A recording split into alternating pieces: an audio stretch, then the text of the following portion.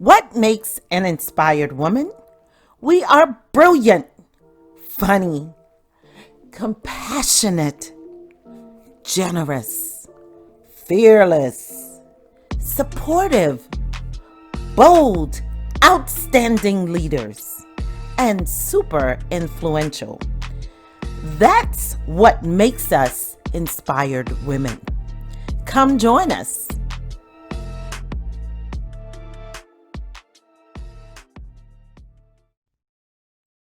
Welcome to Inspired Women Amazing Lives podcast. And oh boy, do I have a treat for you today. I am loving my guest today. Her name is Miss Deborah Ann Davis. Welcome, Deborah. Well, thank you very much. I'm happy to be here. And Deborah she is the founder of the Awesome Mom Tribe. Um, Deborah says your relationship with your tween girl is the most important female bond in your life, in her life. Sorry, in her life. Why waste time with trial and error? Deborah is an award-winning author, parenting skills coach, and educator, and she has drilled down 3 decades of accumulated experience with tween and teenagers into specific strategies that you can start using today. Deborah is armed with a master's in education in supervision and a BS in education. She is a personal trainer and with a 10th grade sense of humor. You got to love this. Deborah knows what moms are facing because she's been there herself. Great to have you. I love that. Yes, it's great to talk to someone who's been there. So before we get started, I have so many questions I want to ask. But before we get started, Deborah, if you can just go ahead and share with us your personal story of what brought you to this place. Well, I went to college, as you know, most people who are in education do, and I went not knowing what I wanted to do, but absolutely positively sure that I did not want to be a teacher. And by the end of college, it was so clear that I should be a teacher that that's where I went. And I taught high school and middle school for 27 years, and most of it was wonderful. And a lot of it was eye-opening, and I taught in a wide variety of settings. My first job was actually in your neighborhood down in Atlanta at a school called Cedar Grove. Yeah. And then I came back up to Hartford, and I taught in Hartford for 15 years, some middle school and mostly high school, about 10 years in the high school. And then I've been in rural areas like Colchester, Connecticut and Coventry, Connecticut, which are farming communities.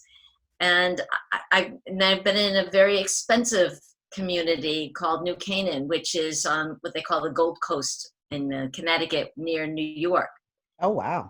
So I've been in a wide variety of settings, a wide variety of ethnicities and wide variety of ages. And all the time I've been with all these kids, what I've noticed and known is that a kid is a kid is a kid.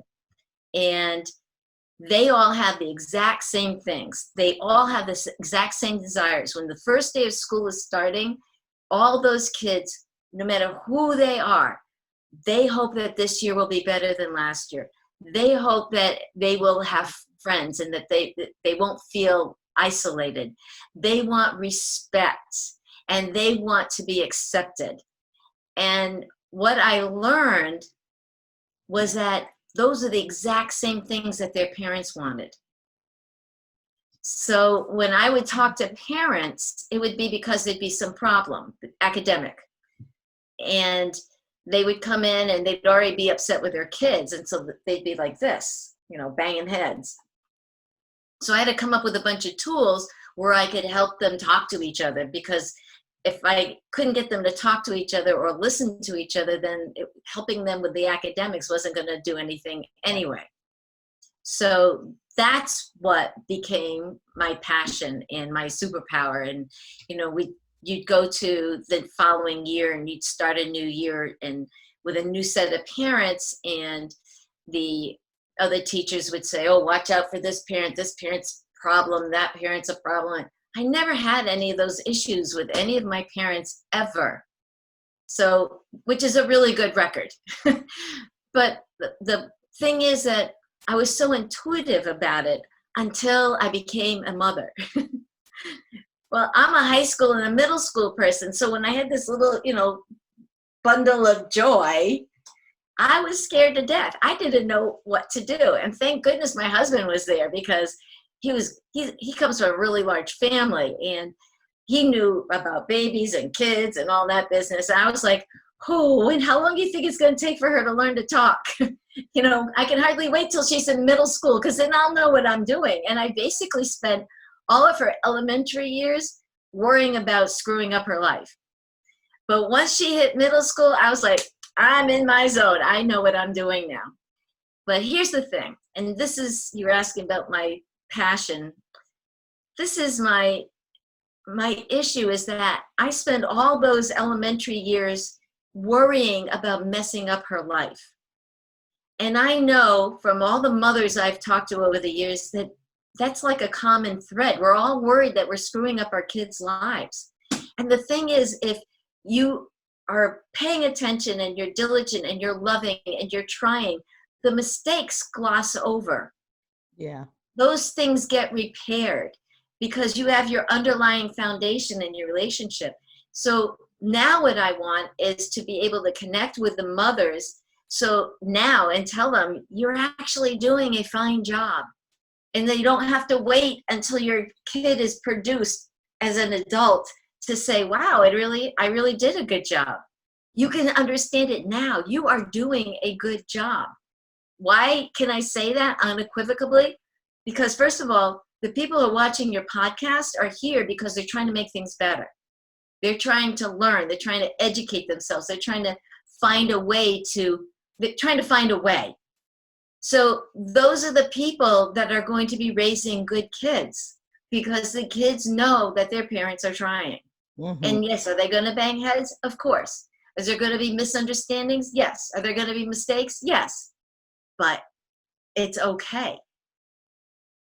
Nice. Very nice, Deborah. Yeah. Oh, wow. And when you're a first-time parent, you are going through the first of every stage of your child's life. Yeah. So you're growing yourself. Yeah. It's a lot of learning, isn't it? For both of you. Yeah. Yeah. I remember saying when my daughter was one, when she turned one, I thought, I've never been the parent of a 1-year-old before. And then when she turned 2, I was going, I've never been the parent of a 2-year-old before. Oh, Deborah, it's so funny that I didn't think that I was, I have 3 children. I have a girl and 2 boys. And I did not think I was going to last through their teenage years. I was like, I literally remember lying in bed crying and saying, God, you gave me these children, but you didn't give me the instruction manual. I was just like, it was like, here's the instruction manual. Yes, I was just like so overwhelmed with teenagers. I had 1 child and I was overwhelmed. It just so happened that 2 of my sister-in-laws were pregnant around the same time I was, and we had our babies 3 months apart. And I was the last one, and I was going, oh my gosh, they're handling everything. And I have no idea. I mean, I know the head goes up and the feet go down, but I have no idea what I'm supposed to be doing with this baby. And I felt like I was the only one who didn't get it. Right? Yeah. That's what we do to ourselves. Yes. Everybody gets it except me. Yes. Parenting is such a special thing. So yeah, I really get why this is your passion. I mean, you took all of the training that you had from your middle and high school years. And even Deborah, just speaking to that, I've always had a heart. This is something that I'm going to do someday, soon, hopefully, is mentor middle school girls. Because I feel like I remember being in middle school and I didn't fit in anywhere. And I remember just that being just the toughest years of my life. And I want to be able to mentor middle school girls through that. And so just being able to teach in middle and high school, where those are some of the toughest years for children, just speaking to that, you must really have a passion for it, because now I've heard stories of teachers in middle and high school, and I've heard teachers say, I'd rather teach in elementary school because it's so difficult in middle and high school. I would never, ever, ever teach elementary school. I mean, I give 3 reasons. 1, they hold on to your leg.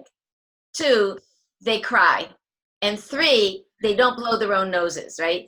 In the high school, they will blow their nose if you hand them the tissue box, okay? Yes. And they hardly ever cry, although they have, and they never hold on to your leg. So I'm way better in the high school than I am in the elementary school. I find elementary school totally scary.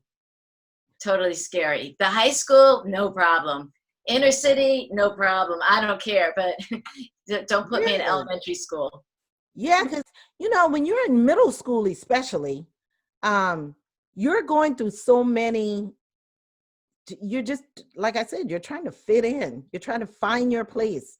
You're going through emotional things, and it's so middle school is that, to me, I call it an awkward place. Yes.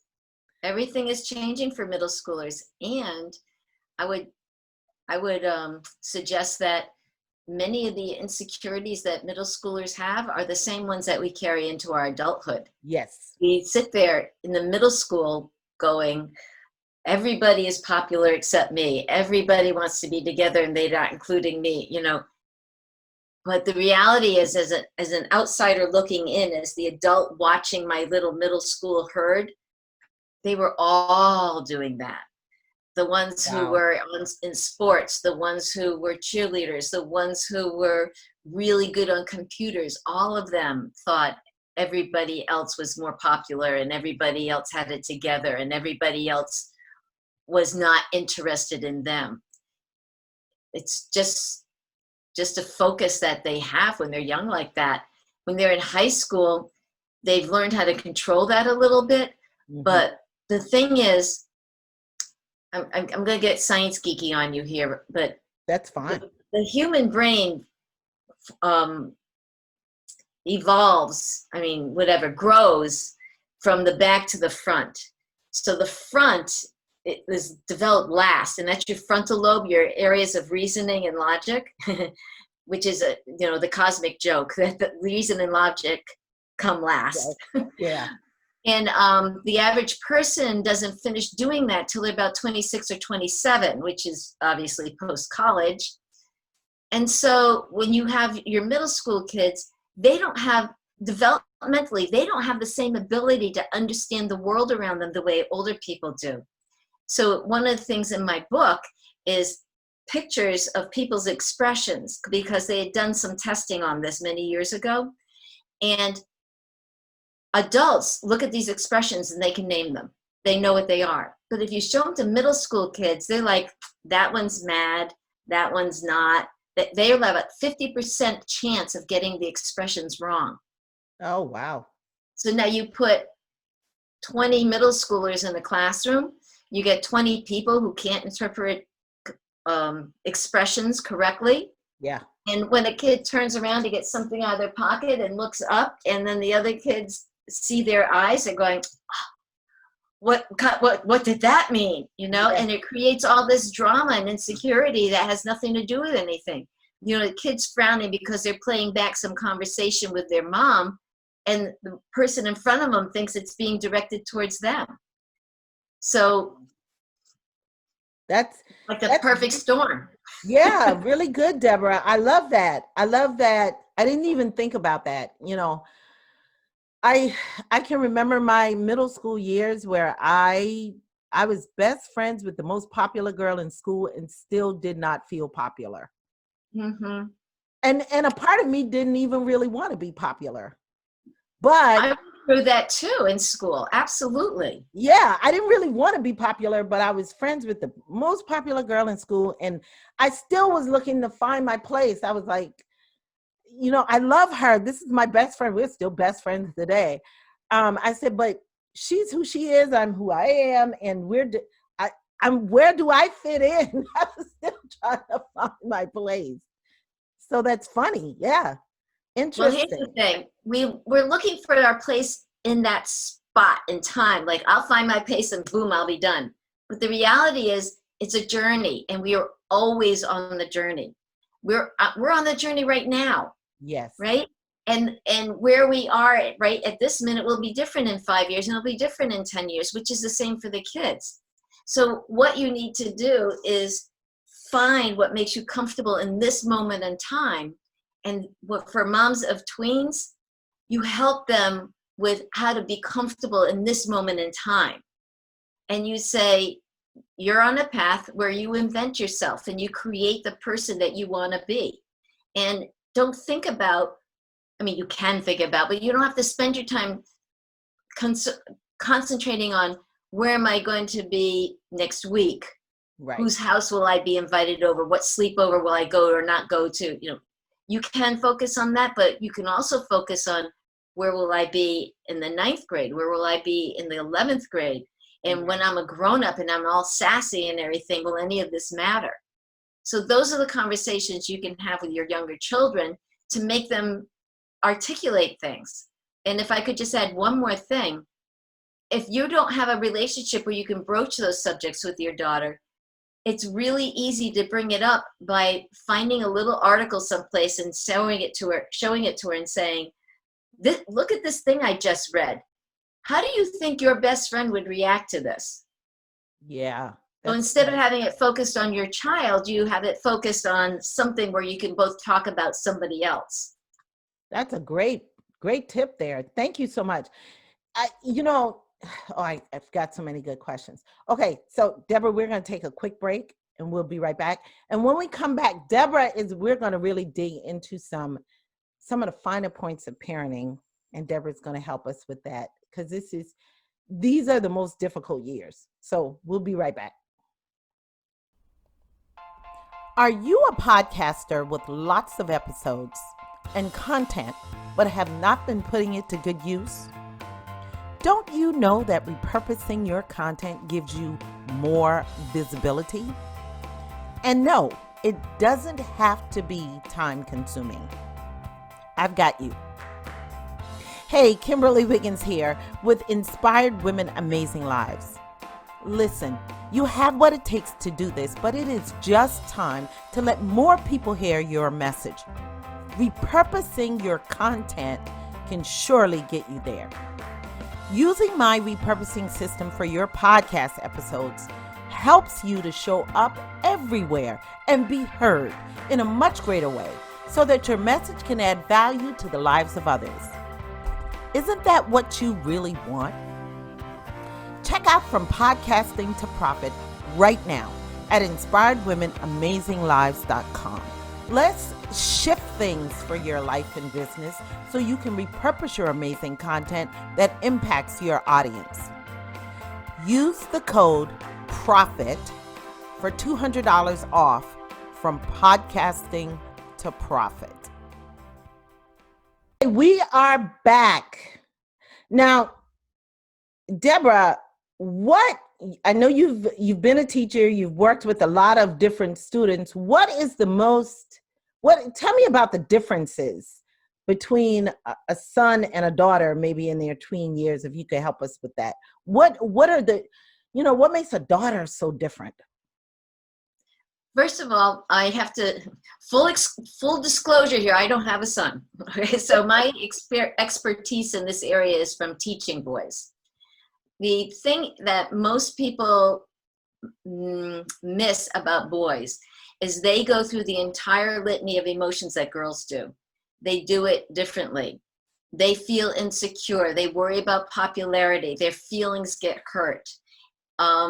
They have a different standard they're held to in terms of being macho and the way they're supposed to show up in terms of girls and the way they're supposed to be in terms of the hero icons and things like that.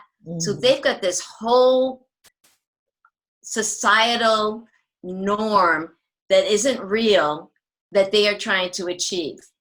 At the same time, they're hormonally changing, just like the girls are.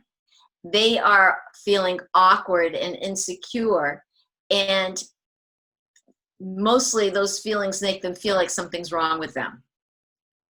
So when you get boys who excel in sports, it's like a relief because they're doing something that their little mental societal norm is saying is good for boys. And so the boys are thinking, I don't have to worry now. I'm where I'm supposed to be. But Wow. I know it's a very, I find it very difficult to work with, to help. I find it difficult to make parents understand that their boys are vulnerable, because parents want their boys to be strong and steadfast. But when you talk to a boy about being vulnerable, and not about being vulnerable, but about the things that make him feel vulnerable, then you help him be strong and steadfast. But if you just say, that's the bar, strong and steadfast is the bar, get there, then you end up raising insecure boys. And insecure boys are bullies, insecure boys are sneaky, insecure boys lie.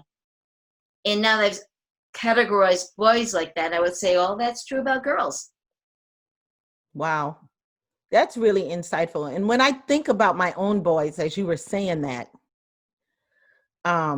because I was a divorced mom with 3 kids, and my boys, I had to raise my own boys. You're right. I set a bar. We all do, because we are taught by society, just like everybody else is. Yeah, I set a bar. I kept telling my oldest, which was my middle child, my oldest boy, stop acting like a child and act like a man. Well, listen, I found this note just like last week. I found this note I had written to myself when my daughter was 7. 7 was a note to myself to remember to stop treating her like a 9th grader. Right? That's what I teach, right? Yes. So we do what we know. And when we are aware that what we know isn't applicable to the situation, then we switch it up. But there should be no guilt or self-blame or self-recrimination for you for that story that you just told, because you are doing what you were taught to do. Yes. Yeah, you're right. And these conversations are for the moms who are coming up so they can say, oh, there's an alternative. Right.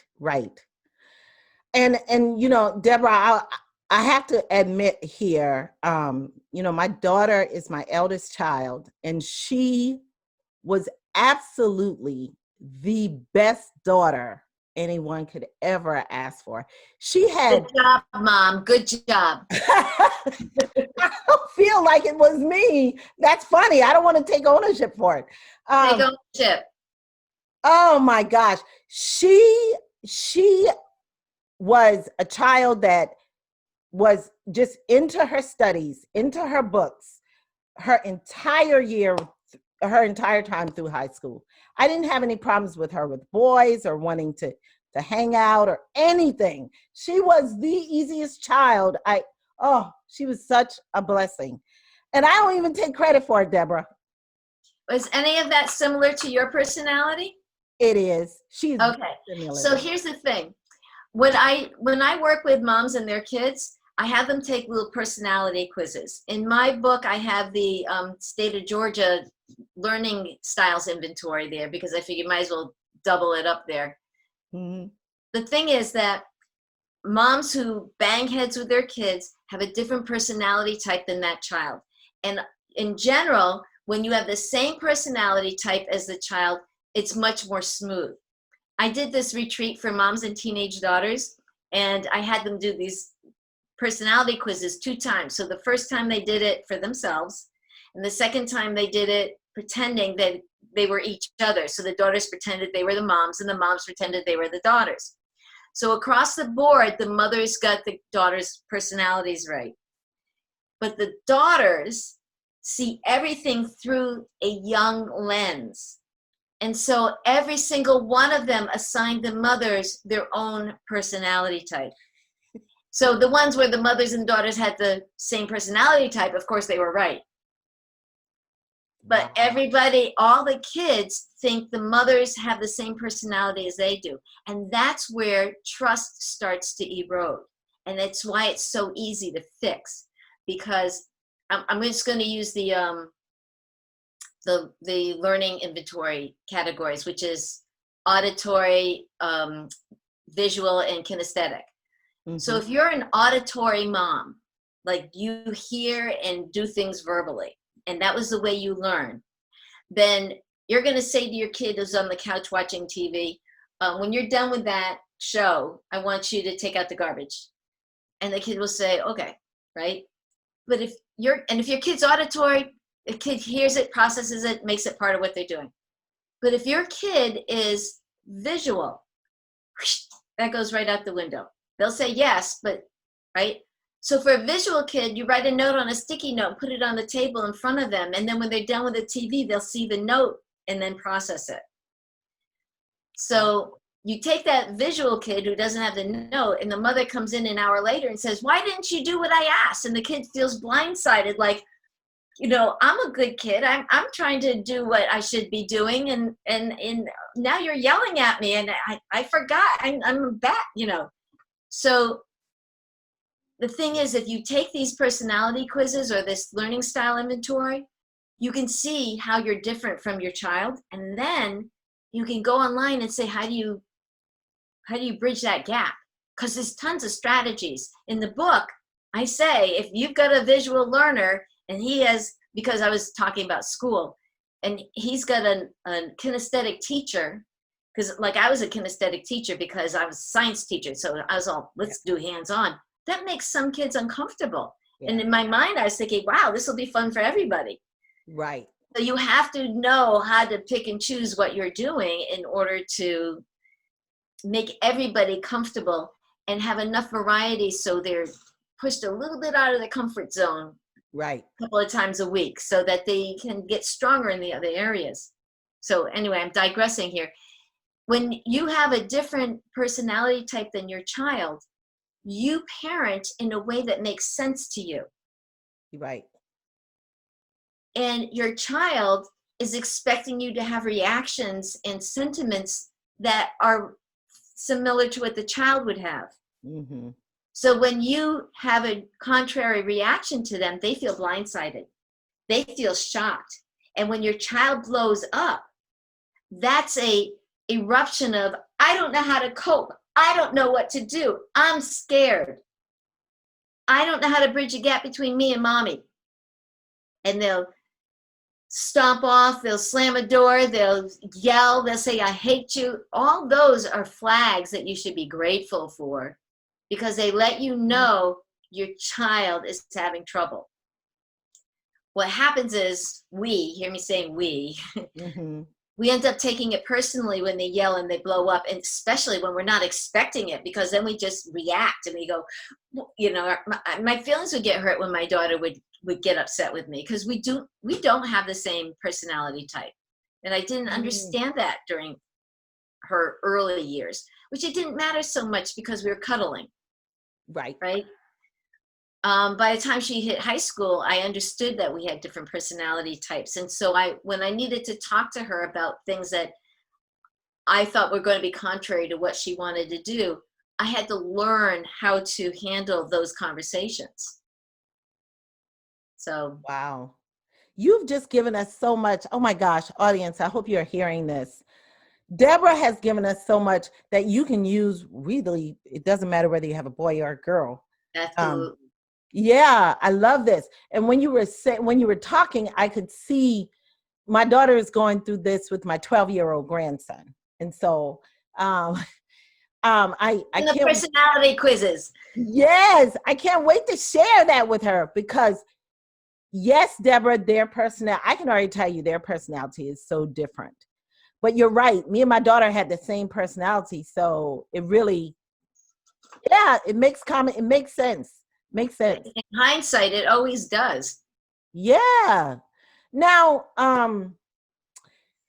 Deborah, I'm going to ask you a tough question Yes. because we've all been tweens at some point. Wouldn't you say that all this behavior that we have with our tweens, isn't it just normal? It's just normal behavior. Every child is normal. It's their normal. You know, all the stuff we're going through, we're trying to reach new normal right now in our lives. Well, that's how they live. You know, every week they're trying to reach a new normal, you know, and the flare-ups, the needing to be behind a door and recharge, the exuberance, the highs and lows, all of that is normal because, first of all, their bodies are changing and so they're getting shots and jolts of different kinds of hormones all the time. And second of all, they're around other people, aka the other teens, our tweens, who are also going through all those jolts and shots of hormones. And they're not necessarily happening in sync. They're like, so they have all these kids who are bouncing off the walls around them, and you know, they're trying to cope, and they're getting blindsided left and right by everybody, and they can't predict what's going to happen next. Yeah. They can't tell, will they be all right? And that's what makes it so unsettling. By the time they get to high school, they have mellowed out a little bit. Their hormone levels are about to even out. They're not quite there yet. And it doesn't actually happen for girls until they're like 20 or 22. And for guys, it's closer to 18. So, but they're getting to that path. But when they're tweens, there's just so much that's unexpected in the world. Yeah. Wow. Yeah. So it's good to know that what they're going through is, you know, one of the things that my daughter says all the time. It's so funny. It's like, I don't know what's wrong with you. Now I can tell her nothing. Yep, that's right. He's normal. But here's the other thing. The way the human brain works, you know, the front is developing last with logic and reasoning. Yes. If you explain this stuff to the kids, it helps them with their logic and reasoning. If you explain that this is the way things go, then they feel normal. And if you say to them, when you go zigzagging in that direction, here's a way to correct that. Then you give them a tool. And when they go hopping in this direction, you say, here's a way to correct that. And you give them another tool. They will feel more empowered. They'll feel more secure, and they'll feel safer that they won't make, you know, huge mistakes in public. Yes. So, yes. And Deborah, I found that out by default. You know, just as Nana, you know, he's got a little brother that's 5 years old that's driving him crazy. And, you know, I just tell him, especially when they visit me and they stay with me for a day or two, I will tell him when he starts to bug you and just, you can't stand it anymore, you can leave his environment. Just leave his environment. That's all. Just leave him there. You go to some other part of the house, do something else. But before, he would just yell, stop. It would just be constant, like, oh my gosh, I don't want to hear stop again. But, you know, so you're right. You know what you could do? What you could do with that is after your daughter takes the personality tests with him, and they switch out and they try to guess what each other are. When he comes to see you with the younger one, do the personality test with him with the little one. The little one can't do the personality. Right. He said, pretend you're him, and then figure out what his personality is, and then we're going to go look up how to keep his personality type from irritating your personality type. That's a good idea. That's a really good idea. Now, Deborah, I'm jumping the gun here a little bit, but because we're going to talk about the book in a minute, but does your book cover all of this, whether it's for a boy or a girl? My book is directed towards girls, so it says your daughter all the way through it, but this is pretty universal stuff. And I'd even go so far as to say all the techniques for holding conversations, difficult conversations, they're also good for marriages. Oh, wow. Yeah, so it's kind of universal. The thing is it isn't about putting yourself in the other person's shoes. It's recognizing what shoes they're wearing. Right. I love that. Yeah. You don't have to put yourself in their shoes. They're wearing their shoes. You're wearing your shoes. What you need to do is figure out how you can walk together in those shoes. Yes. Okay. I love that. Okay. I love that. The book can even help you. It's about conversation, huh? A lot of it is. That's what a lot of the strategies and techniques are. I mean, I talk about, there's a huge component in there about taking care of yourself first, and about being a role model by taking care of yourself. And there's a huge component in there. And I talk about the inappropriateness of guilt. I talk about breaking the supermom myth and breaking the plenty of time myth. So, I mean, there's a lot of stuff in there about the adults, because you got to take care of you before you could take care of your kids. Absolutely. That's right. Absolutely. Now, Deborah, you've shared so much already, but are there some specific things that parents can put in place early in their relationship? Say when their kids are in elementary school, that would help develop a better relationship as a tween. Well, I would say that all the way through, starting when they're first becoming verbal, conversation is the key. If you can talk to them, then they will expect the conversation. My daughter used to say to me, because I'd catch her in a lie occasionally, because when children lie, it's because they want to save face with you. They don't want to see your disappointed look in them. And they're trying to preserve their relationship with you. That's what lying is about for children. Really? And she would lie about stupid things, like I didn't want to have any food in her bedroom during the summer because of bugs, right? Right. And I'd go in there and find half-eaten apple. And I would say to her prior to that, did you haven't been eating in your room, have you? She'd say no. And so I'd go in later, do cleaning, and I'd find the apple, and I'd say to her, why are you lying? I don't understand why you lie about something so insignificant. And she said something really interesting to me when she was probably about 4th or 5th grade. Mm-hmm. She said, I don't lie to you about the important things, Mom. I only lie to you about the unimportant things. Which I didn't understand that at the time. I had no idea what to do with that piece of information. Right. But the reality is, when there was something important, she was straightforward about it, because she needed me to parent her during that crisis.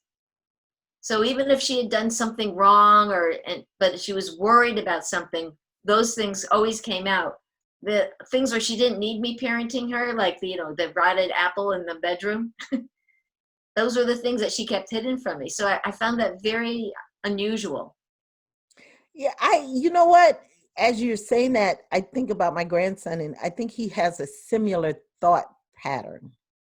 Because I can tell there's just certain things he's not going to lie about, because he's got this strange sense of justice at this age. And it's kind of, it's odd to me, but he's got this strange sense of justice.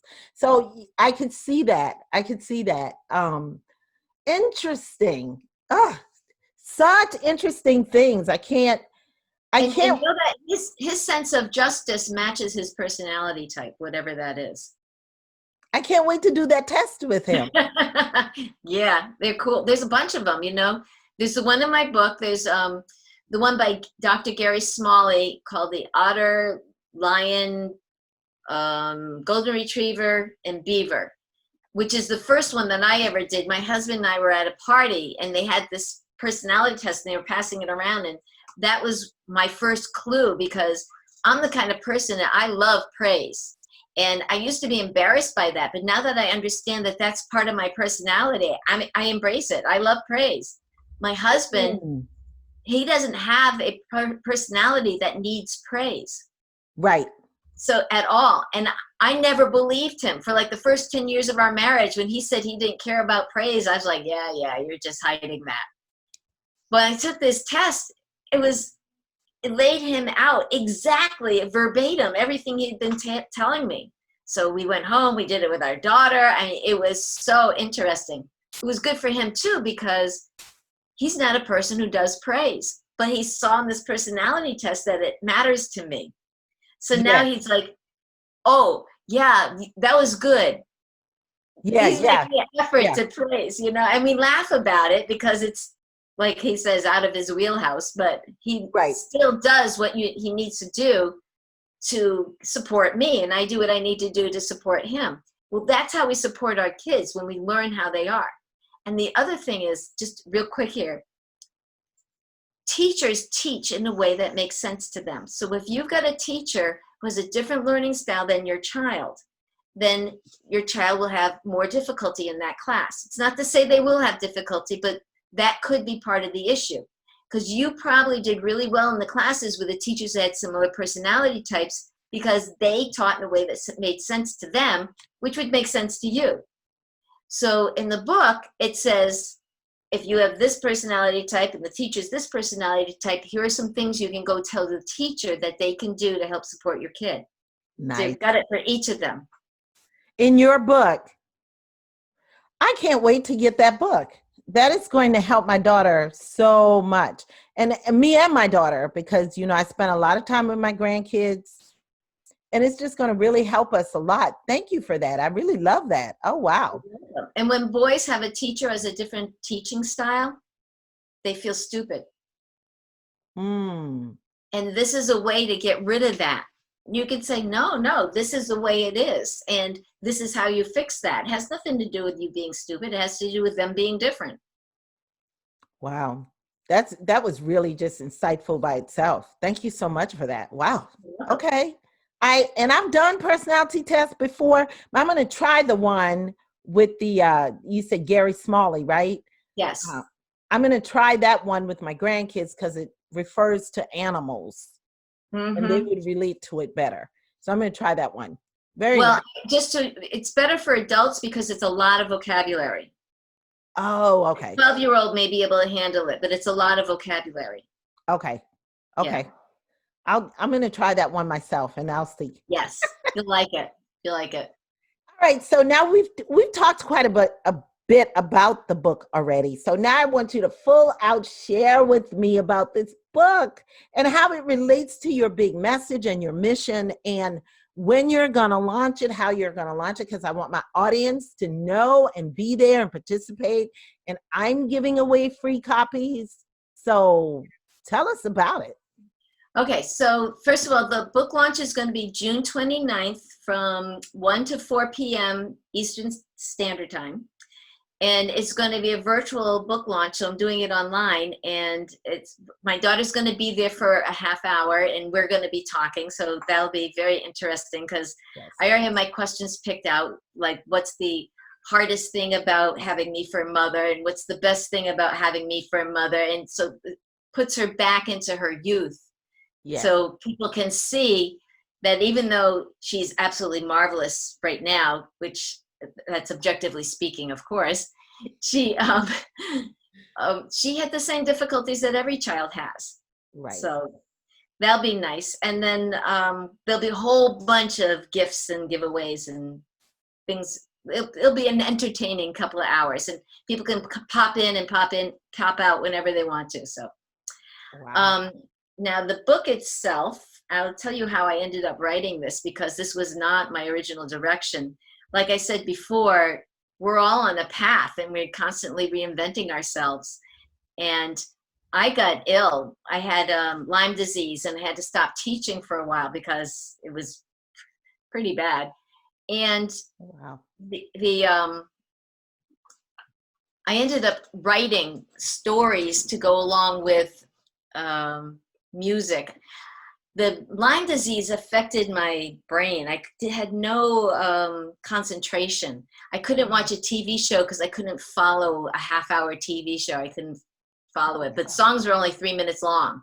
So I was listening to the music. It also affected my heart. I ended up seeing a cardiologist who told me that when the Lyme was over, he was going to give me a pacemaker. And I was like, I thought those were for old people, so, but when the Lyme was cured, but finally, then my heart got back to normal, my head got back to normal, but I ended up with all these story ideas so to make a long story short, too late, I ended up having 2 manuscripts because I started writing fiction.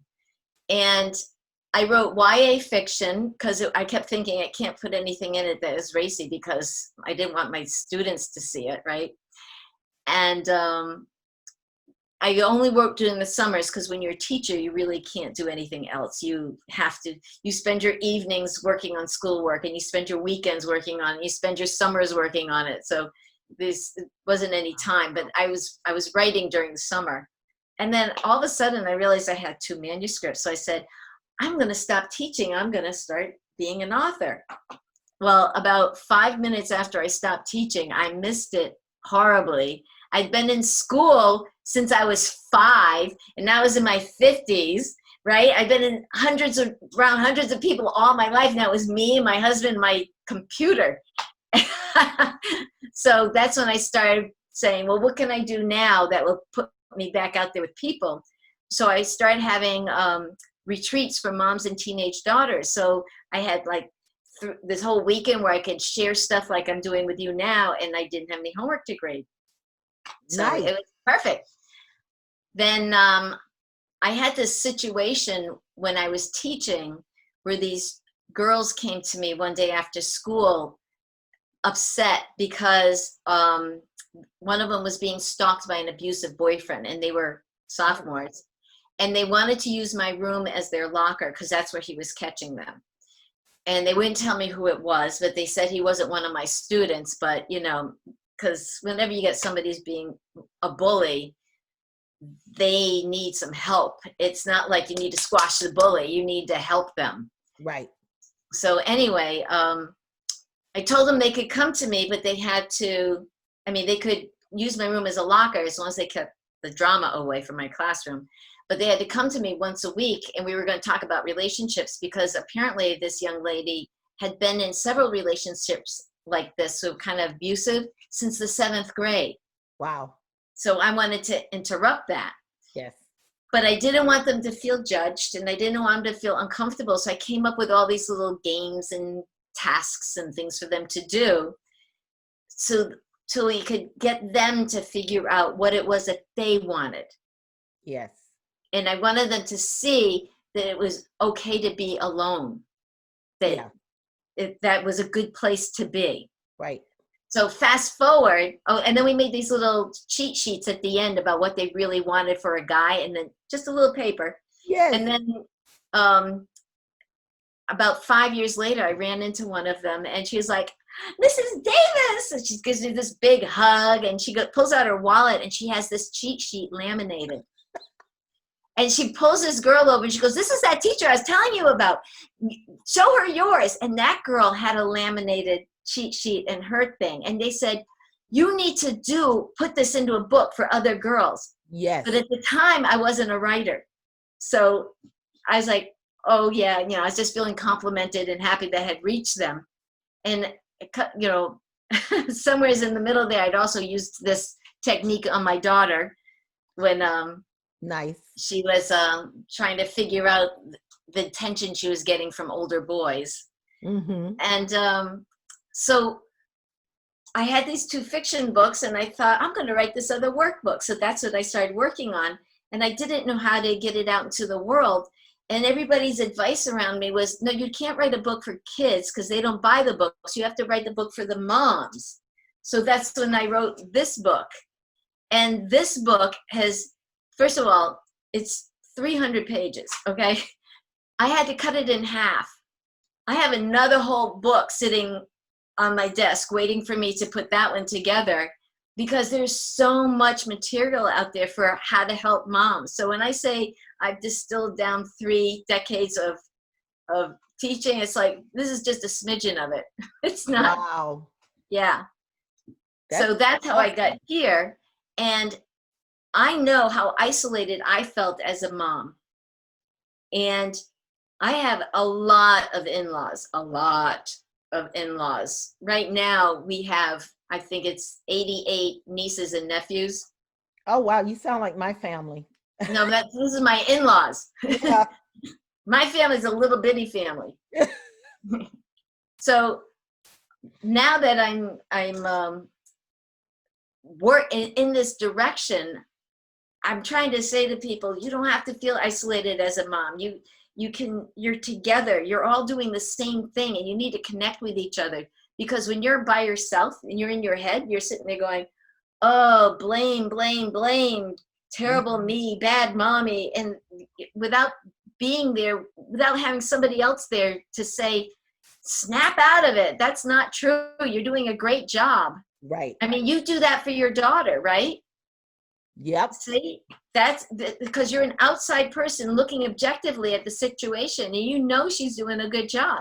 Yes. Yes, absolutely. You're right. And I just love that you have done this, because this is so needed. This is one of the reasons, one of the reasons I wanted to do the mentorship program that I told you about for middle school girls is because, like, you are focusing on the parents, and that is what you have to focus on. But so many parents just don't have time, especially if they were single parents. And Yes. although I was divorced, I called myself a single parent. I knew what that felt like. I just felt like I didn't have time to have those conversations with my children like I wanted to, because I was always working and always striving to give them a better life. And so, that is one of the reasons I wanted to be able to do that mentorship program, because I wanted to be able to pull girls in a room like you did with the 3 girls that came to you, and be able to say, all right, what are we dealing with? How can I help? How can you start a conversation with your own mom to be able to enlighten your mom into some of the things that you're feeling? So the communication is so important. And I love that you are touching on all of this in your book. I can't wait to get that book. It's going to make my communication with my grandchildren better. It So, will. It'll help, and also make you feel empowered. And every time you show them something from the book, and you teach them something about how they are actually normal, that's going to make them feel empowered. yes, awesome. And audience, I will have all of that information for her. As a matter of fact, I am promoting her book launch up until Thank you she so launches. much for that. Yeah, so I definitely will have all of that information posted different places as I am promoting it. And also, I'll be giving away some copies of the book, like I talked about. So, one of your favorite books, Deborah, was The Dragon Riders of Pern by Anne McCaffrey. What is that? Tell me. I told you I'm a science geek, and that's a whole series of books, but that was the first one that I read, and I liked it because it had a heroine in it who was like kick butt and take names type person. Ooh. And that's why I liked it so much. The science fiction side of it was that if you bonded with a dragon, then you had mental telepathy with it. And right, okay. But her world starts with her town or whatever, her hold, as they called them in the book, being taken over by another person. And that person was cruel and evil and killed every single person in her family. And she got out by accident, and so she stayed in the area pretending to be one of the servants and always stayed dirty or whatever. And when the dragon riders came looking for a female to become the next rider of the they had what they called a golden egg. There would be a golden dragon. It was the strongest of all the dragons. It was the female. So they were looking for somewhere in the land who'd be able to handle that person. They found her, and they bring her back to where they live, and she goes from this person who is basically a servant who's being beaten all the time to the leader of basically the country. Nice. That's a nice fiction book. There's a lot, as you were talking about, there's a lot there. There's a lot of things there that can, you know. Yes. I love that. Nice. Can I just tell you one quick story? Yes. My first book was called Fairly Certain. That was my fiction book. And it's about a computer geek who falls out of a tree, and when he wakes up, he thinks he's back in medieval times. Oh, nice. So when my daughter was probably about somewhere between 18 and 20 was when the manuscript was getting finished, and she read it and she goes, "Mom, there's no sex in here." And I said, "Well, you know, I just don't feel comfortable writing that." I didn't go through the whole explanation that I didn't want my students to be reading something I had written that was sexual, right? Right. She says to me, "Well, I'll write it for you." I was like, "Oh, well, thank you very much. But I think I'm just going to leave it the way it was." And in my head, I'm thinking, no, I do not want to see sex through my daughter's eyes. That's hilarious. Yeah, she's like, "I'll write it for you." That's funny. So have you published that book or no? Oh, yeah, those 2 books are out. Yep. I actually have 4 books out. I have Fairly Certain, that's the one I just told you about. I have Fairly Safe, which is a story about a grown orphan who meets a person, a girl that he falls for, but she's in witness protection and her cover's been blown. So that's the second one. Nice. And then, and both of them are heavy into family values. And my students, back when I was teaching and I'd written these books, they're like, "Yeah, we see the environmental science stuff you're putting in there, Mrs. Davis." I was like, "Yes." So yeah, because I used to teach environmental science. But anyway, and then I have this book, which is free on my website right now, How to Get Your Happy On. Oh yeah, I saw that. And it has a little experiment at the end you can do with your kids on how media and music affect your mood. And then this book is officially out in 20-something days, so that's exciting. And then I was part of 2 anthologies last year. One is called The Power of Your Inner Brilliance, and the other one is called Manifested Blessings. And they are books, each chapter is by a different woman. Right. And it's about bringing strength and continuity into our lives. Nice. Very nice. Yeah. I just did an anthology, a part of an anthology with someone else. Very cool. I wrote a chapter in one. Do you know what the title was? I'd like to get it. It's the, I think it comes out in July. It's The Power of Perseverance. Nice. Power. I'm going to write that down. Power of Perseverance. Yeah. Write that down, audience. Yes. It's coming out in July. So now, audience, Deborah, I will tell you, I'm going to put all of her information on the podcast page. This podcast, of course, you'll be seeing this before her book launch. And you can find her on her Facebook business page at Deborah Ann Davis Author.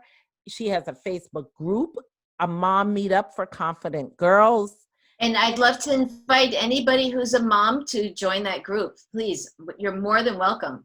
And it's a place for you to interact. It's not a place for you to sit back and get advice. It's like, share the things you know. There you go. I love that. Yeah, she's got this awesome Facebook group for girls. So, and Deborah, you can find her. I'll put all her links. She's on Twitter, LinkedIn, Instagram, and Pinterest. I'll put it all on her podcast page, and you will definitely see the information for the launch.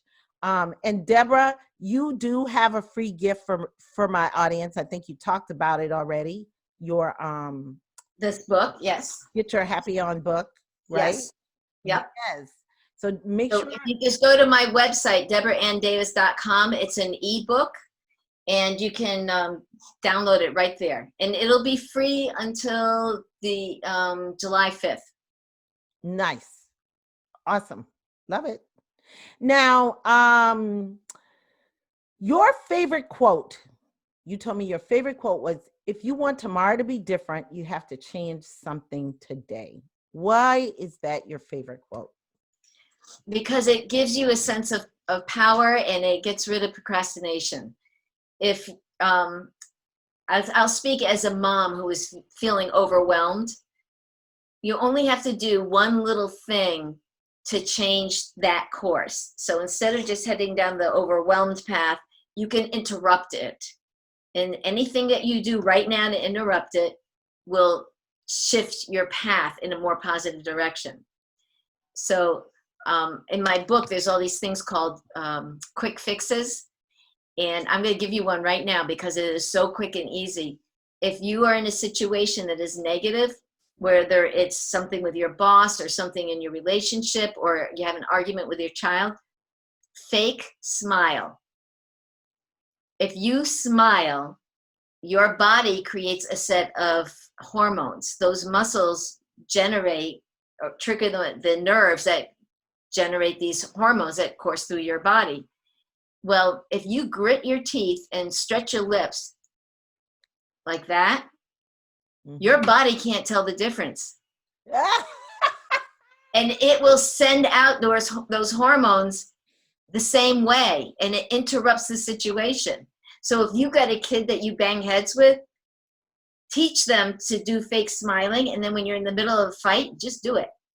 And they'll know what you're doing. Just don't do it without telling them, because they'll think you're wacky. Oh, yeah, right. You're right. Oh, wow. I can't wait to get this book. That's going to be so much fun. So that little thing, you change that today, tomorrow's different. Right. That's right. It's about the little changes you make. Exactly. They matter. Yeah, they matter. I love that. Deborah, thank you so much for stopping by and being here. And I look forward to supporting your book in the launch until it launches at the end of the month. I really look forward to it. Before you go, if you can give my audience, which you've given them tons already, but if you could give them one action tip that they can put in place today, that would be wonderful. Okay, where to choose? I would say I'm going to make this one about you, you moms. Okay, your first action tip is, I can't emphasize enough how important taking moments for yourself is. So if you do deep breathing, you take a long inhale and you listen to the sound of the breath in your ears. That's part of the focus. You take a long inhalation, you hold it for a little bit, and then you take a long exhalation. And when you do that, you are moving, you're massaging your organs, you're moving extra oxygen to your brain, and who can't use more oxygen in your brain? And you are moving your bloodstream, and you are moving your lymph, which is all the things that are supposed to be removed out of your body. So if you do 3 or 4 or 5 breaths at a time, then you will be benefiting your body in many, many, many ways. And you can do it before you get out of bed in the morning. You can do it before you close your eyes at night when you go to sleep. You can do it when you're going to the bathroom. You can do it when before you turn your car on, when you get behind the steering wheel. You can do it after you eat and before you eat. I mean, you could just stick it into your life all the time. And even if you don't have time to say, you know what, I'm going to go and take a bath and I don't want anyone to talk to me, you may not have that luxury in your life with your kids. So moms, you can do this deep breathing thing and take these little moments of time for yourself all day long. Yes. I love that. Because we fooled ourselves into believing that we don't have time. Yes. Yes.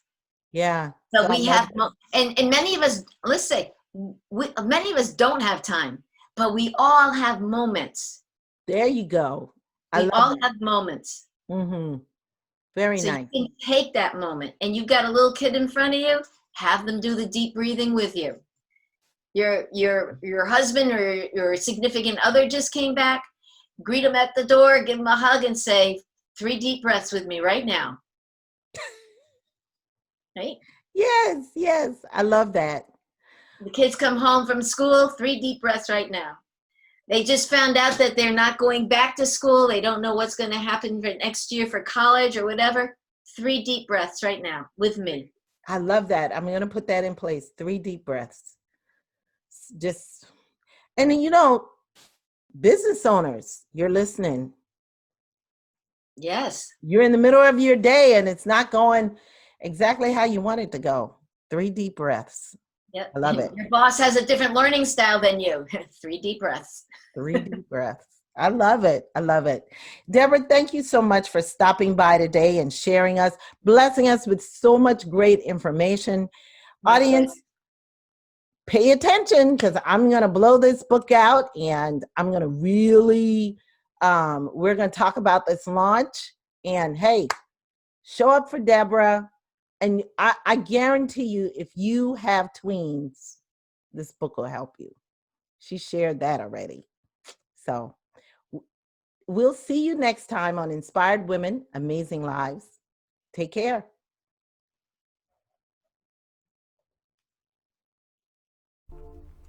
Thanks for joining me for this episode of Inspired Women, Amazing Lives podcast. Until we meet again, I urge you as an inspired woman to seek out ways to inspire and lead the other women in your circle.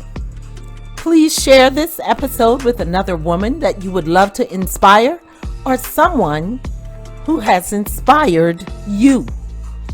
Feel free to rate, comment, and subscribe. Until next time, and remember, always thrive, inspire, and lead.